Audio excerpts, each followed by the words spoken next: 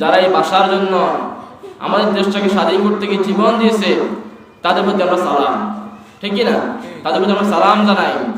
সালাম সালাম হাজার সালাম, বলেন সালাম সালাম হাজার সালাম, সকল শহীদ স্মৃতি স্মরণে আমার হৃদয় রেখে যেতে চাই তাদের স্মৃতি স্মরণে, ঠিক কিনা? তাদেরকে আমরা সালাম জানাই, স্যালুট জানাই, যারা এই দেশটাকে স্বাধীন করেছে, ঠিক কিনা? 24-এ যারা স্বাধীন করেছে আবার, ঠিক কিনা? ওদেরকে আমরা সালাম জানাই, ওদের জন্য আমরা দোয়া করি, ঠিক কিনা?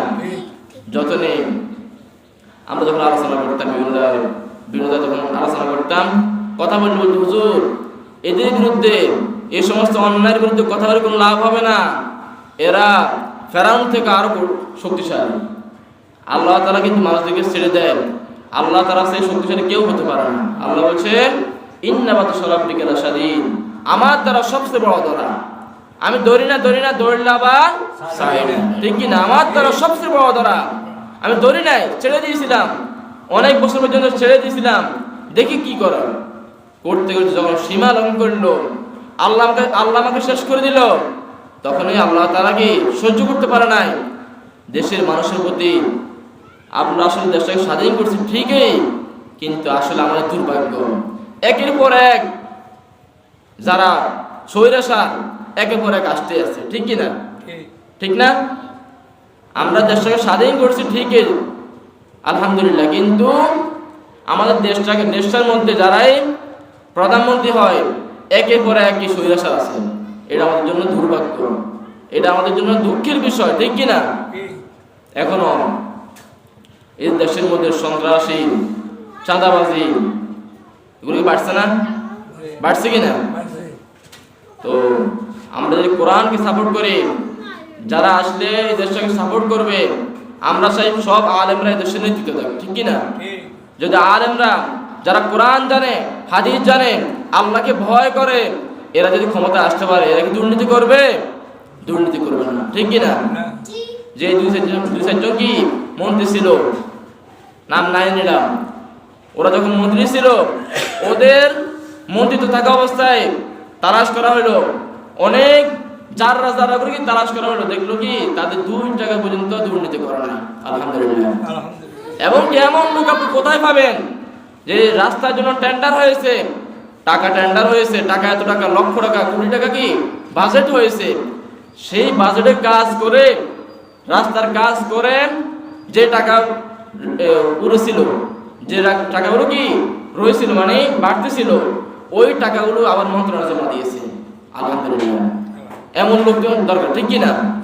দেখা যায় এখন রাস্তার জন্য কি কয়েক কোটি টাকা বাজার হয়েছে, ওই কোটি টাকা, হাজার কোটি টাকা আসতে আসতে কি লক্ষ টাকা পৌঁছে যায়, ঠিক কিনা?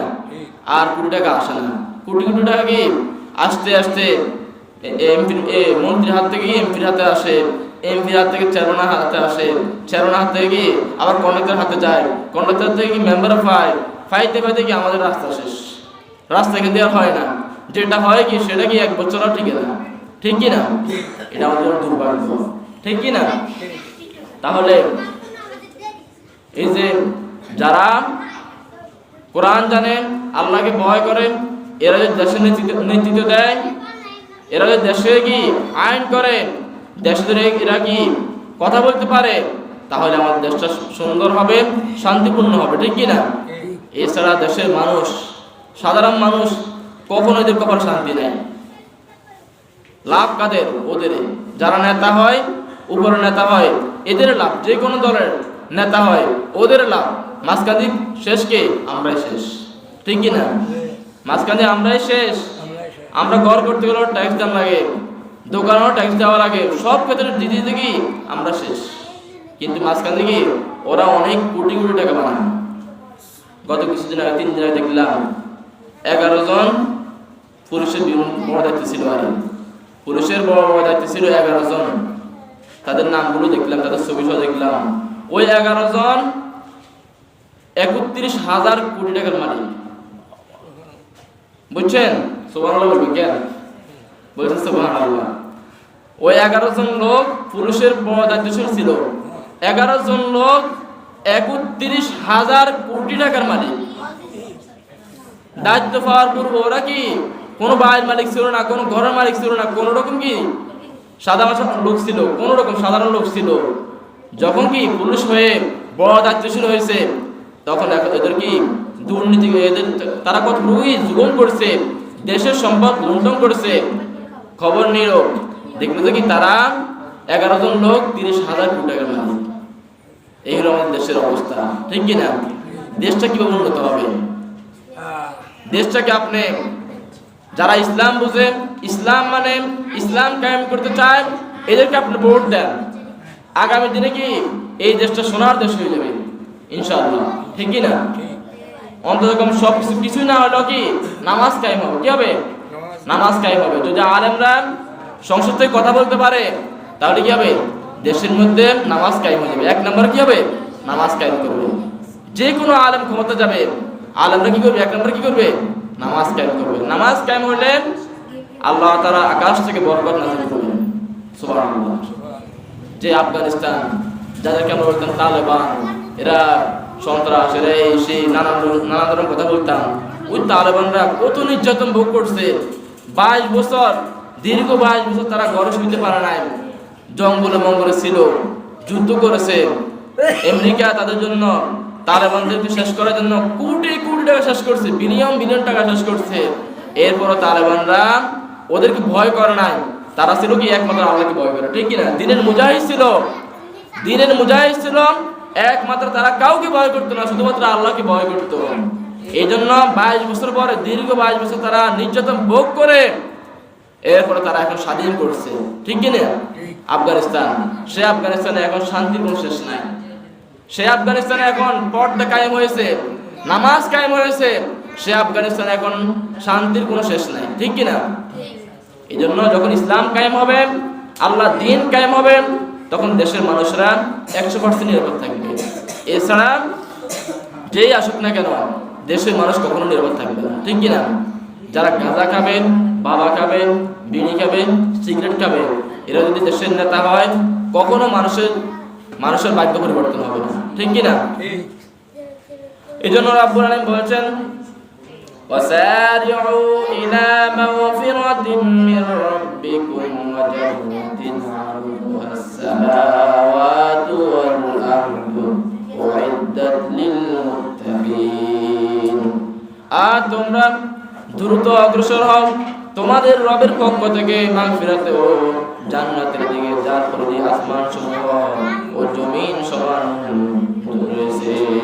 সুবহানাল্লাহ। যা মুত্তাকিদের জন্য আল্লাহ প্রস্তুত করে রেখেছেন।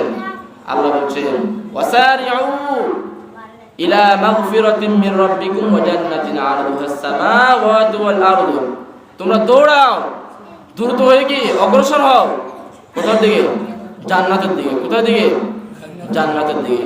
আল্লাহ বলছে কি ওয়াসারিউ, দৌড়াও। কি বলো? ওয়াসারিউ, দৌড়াও কোথায়? জান্নাতের দিকে। কোথার দিকে? জান্নাতের দিকে। কিন্তু আমরা জান্নাতে দৌড়াই, মুখে না বলি আমরা জান্নাত চাই, কিন্তু অন্তরে জান্নাতের কাজ করি না। করি কি না?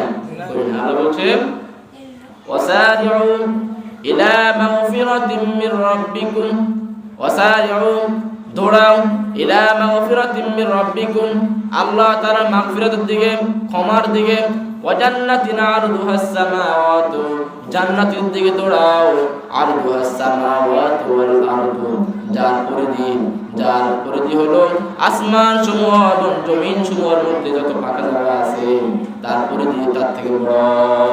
সুবহানাল্লাহ। জান্নাত অনেক বিশাল, ঠিক কি না? এই জন্য আল্লাহ বলছে কি তোমরা জান্নাতের দিকে দৌড়াও, হেঁটে হেঁটে আসো না, জান্নাতের দিকে দৌড়াও, ঠিক কি না?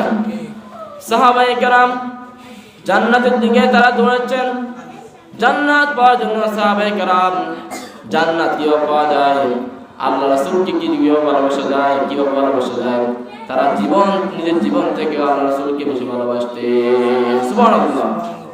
নিজের জীবন থেকে বেশি ভালোবাসতেন কাকে? জনাব মুহাম্মদ রাসূলুল্লাহ সাল্লাল্লাহু আলাইহি ওয়াসাল্লাম। রাসূল আকরাম সাল্লাল্লাহু আলাইহি ওয়াসাল্লামকে নিজের জীবন থেকে বেশি ভালোবাসতে হবে, তাহলে আপনি পরিপূর্ণ মুমিন হতে পারবেন, ঠিক কি না? সাহাবায়ে কেরাম আল্লাহ রাসূল সাল্লাল্লাহু আলাইহি সাল্লামকে নিজের জীবন থেকে বেশি ভালোবাসতেন, এমনকি জান্নাতে দিয়ে তারা দৌড়াতেন। সুবহানাল্লাহ।